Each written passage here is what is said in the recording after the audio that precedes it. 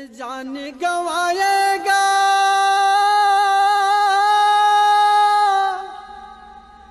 तै जान गवाएगा तै जान गवाए बाबा तै जान गवाएगा।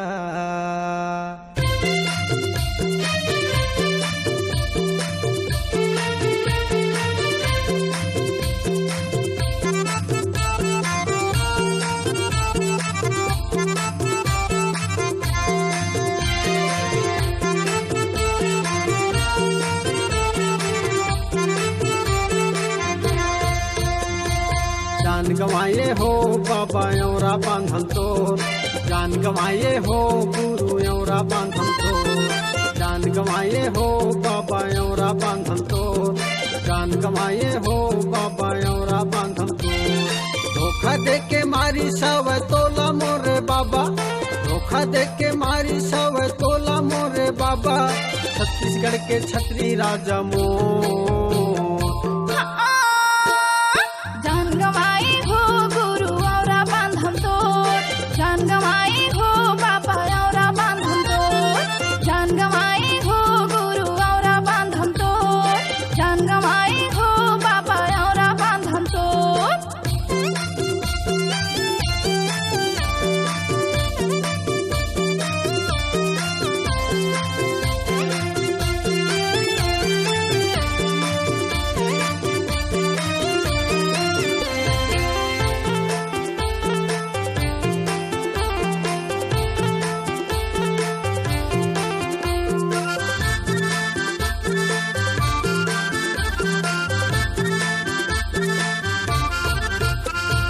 रामत घूमे गए मुंगेली रुके औरा बांधा हो रुके औरा बांधा पापी मूर्ख मन खेले रहीन फांदा हो खेले रहीन फांदा। रामत घूमे गए मुंगेली रुके औरा बांधा हो रुके औरा बांधा पापी मूर्ख मन खेले रहीन फांदा हो खेले रहीन फांदा। छत्तीसगढ़ के छतरी राजा तोला कैथे बाबा छत्तीसगढ़ के छतरी राजा तोला कैथे बाबा सूरवीर बलदानी राजा मोर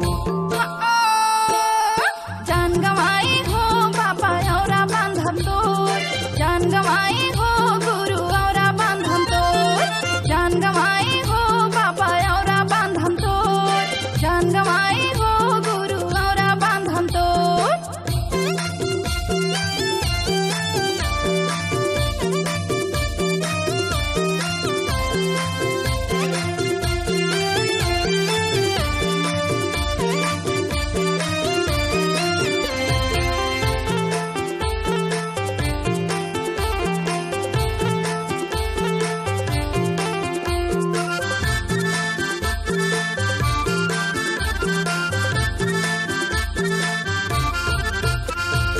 अंग्रेज शासन में राज चलाए हो राज चलाए दुनिया लसत के रास्ता बताए हो रास्ता बताए। अंग्रेज शासन में राज चलाए हो राज चलाए दुनिया लसत के रास्ता बताए हो रास्ता बताए। सतनामी के सेनापति राजा तोला कैथे सतनामी के सेनापति राजा तोला कैथे ए बलिदानी राजा मोर जान गवाए हो बाबा औरा बांधन तो जान गवाए हो गुरु औरा बांधन तो जान गवाए हो बाबा औरा बांधन तो जान गवाए हो गुरु औरा बांधन तो।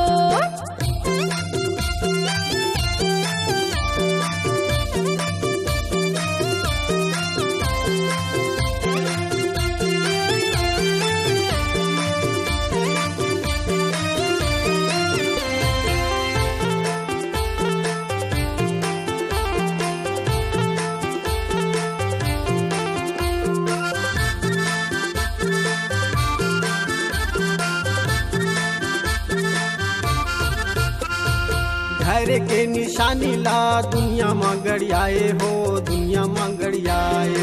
बालक दास बाबा तुमन छतरी का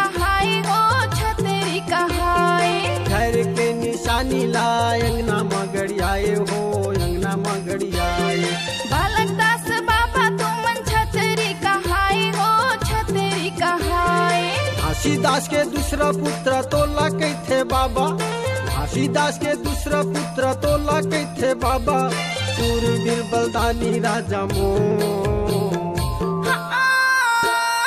जान गवाई हो बाबा औरा बांधन तोर, जान गवाई हो गुरु औरा बांधन तोर, जान गवाई हो बाबा औरा बांधन तोर, जान गवाई हो गुरु औरा बांधन तोर। धोखा दे के मारी सव तोला मोरे बाबा, धोखा दे के मारी सव तोला मोरे बाबा, छत्तीसगढ़ के छतरी राजा मोर।